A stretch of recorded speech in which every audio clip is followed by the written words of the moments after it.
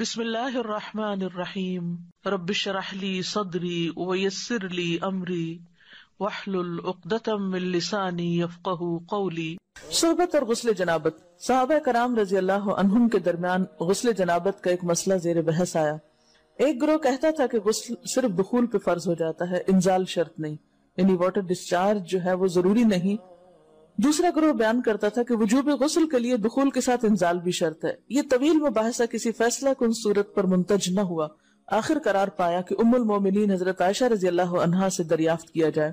حضرت عائشہ نے کہا کہ رسول اللہ صلی اللہ علیہ وسلم نے فرمایا، اذا جلس بین شعبها الاربع ومس الختان الختان فقد وجب الغسل۔ جب مرد عورت کی چار شاخوں کے درمیان بیٹھ جائے اور اس کا محل ختنہ عورت کے محل ختنہ کے ساتھ مس کرے تو غسل واجب ہو جاتا ہے۔ تو مسئلہ یہ ثابت ہوا کہ صرف دخول پر ہی مرد اور عورت جنبی ہو جاتے ہیں اور ان پہ غسل واجب ہو جاتا ہے، انزال یعنی منی کا نکلنا شرط نہیں۔ جنابت کے احکام۔ وجوب غسل کی حالت کو حالت جنابت کہتے ہیں۔ وجوب غسل یعنی جب غسل واجب ہو جاتا ہے تو اس حالت کو جنابت کہتے ہیں۔ جنابت کا لفظ جم سے، جم پہلو کو کہتے ہیں، بچنا۔ مندرجہ ذیل چار حالتوں میں مسلمان مرد اور عورت پر غسل کرنا فرض ہو جاتا ہے۔ نمبر 1، جوش کے ساتھ منی خارج ہونے کے بعد، اس میں احتلام بھی داخل ہے، یعنی کوئی ایسا خواب آئے یا ویسے۔ نمبر 2، صحبت کے بعد یعنی سیکشول انٹرکورس کے بعد۔ نمبر 3، حیض کے بعد۔ نمبر 4، نفاس کے بعد یعنی بچے کی پیدائش کے بعد۔ اس میں یاد رکھیے کہ بہت سے لوگ پوچھتے ہیں کہ اگر خواتین انٹرنل چیک اپ کرواتی ہیں تو کیا اس سے غسل واجب ہوتا؟ تو کوئی غسل واجب نہیں ہوتا جب تک کہ ان چار چیزوں میں سے کوئی چیز نہ ہو۔ اس میں یاد رکھیے کہ بہت سے لوگ پوچھتے ہیں کہ اگر خواتین انٹرنل چیک اپ کرواتی ہیں تو کیا اس سے غسل واجب ہوتا؟ تو کوئی غسل واجب نہیں ہوتا جب تک کہ ان چار چیزوں میں سے کوئی چیز نہ ہو۔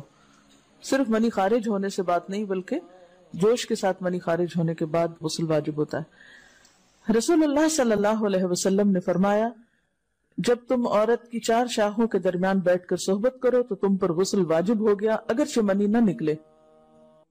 آپ نے غور کیا ہوگا کہ طہارت کے مسائل بہت تفصیل کے ساتھ اور اپنے اندر بہت ڈیٹیلز رکھتے ہیں، اور بہت سے موضوعات ایسے ہیں کہ جو انسان کی ظاہری زندگی نہیں بلکہ اس کی نجی اور ذاتی زندگی سے متعلق بھی ہیں، لیکن اس طرح پبلکلی ان کو پڑھانا اور ان کو سکھانا یہ بھی ایک ضرورت ہے، کیونکہ آپ صلی اللہ علیہ وسلم نے انصار کی خواتین کی تعریف کی کہ انصار کی خواتین کتنی اچھی ہیں جنہیں حیا دین کا علم حاصل کرنے سے نہیں روکتا۔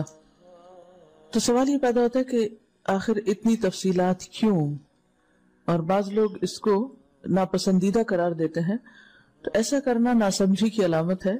ہم دیکھتے ہیں کہ انسان اگر اللہ کے بتائے ہوئے طریقے کے مطابق زندگی بسر کرتا ہے تو اس میں خیر ہی خیر ہے، اور وہ صرف خیر اس کی اپنی ذات تک نہیں رہتی، بعض اوقات دوسروں کی بھلائی کا ذریعہ بھی بن جاتی۔ عورت کو بھی احتلام ہوتا ہے۔ ام المومنین حضرت سلمہ رضی اللہ عنہا روایت کرتی ہیں کہ حضرت ام سلیم نے رسول اللہ صلی اللہ علیہ وسلم سے کہا، اے اللہ کے رسول، یقیناً اللہ حق سے نہیں شرماتا، یعنی حق بات اور ایک ضروری بات جو ہے اس کو واضح کرنا ضروری ہوتا ہے، اور اس معاملے میں شرم سے کام نہیں لینا چاہیے، کہیں ایسا نہ ہو کہ انسان انجانے میں غلط کام کرتا رہے۔ تو یہ کہہ کر انہوں نے مسئلہ پوچھا، کیا عورت پر غسل ہے جبکہ اس کو احتلام ہو؟ آپ نے فرمایا ہاں، لیکن جب پانی کا نشان دیکھے یعنی منی دیکھے۔ اس پر حضرت ام سلمہ نے شرم سے منہ چھپا لیا اور عرض کیا، اے اللہ کے رسول، کیا عورت کو بھی احتلام ہوتا ہے؟ آپ نے فرمایا ہاں ہوتا ہے، تیرا داہنا ہاتھ خاک آلود ہو، یعنی یہ ایک پیار کی ڈانٹ تھی۔ اور اس میں ہو سکتا ہے کہ مزاج کا فرق ہو، بعض خواتین کے ساتھ ایسا نہ ہو اور بعض کے ساتھ ایسا ہو، لیکن اس میں جو اصل چیز ہے وہ ایکسیسو واٹر ڈسچارج ہے۔ اس میں کہیں ایسا نہ ہو کہ لیکوریا وغیرہ کے ساتھ اس کو ریلیٹ کر دیا جائے، دونوں چیزوں میں فرق ہے۔ اور احتلام جو ہے وہ سوتے وقت ہوتا ہے، یعنی سو کر اٹھنے پر اگر انسان اپنے کپڑوں پر زیادہ ڈسچارج دیکھے، خواہ کوئی خواب یا کوئی فیلنگ یاد نہ بھی ہو، تو پھر غسل کرنا ضروری۔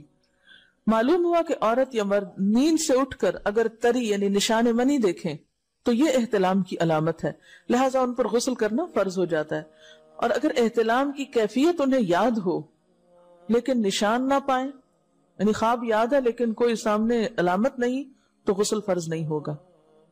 ایسی صورت میں شک کی ضرورت نہیں ہے کہ نہیں وہ میں نے خواب دیکھا اور مجھے خواب بالکل صحیح یاد ہے تو مجھے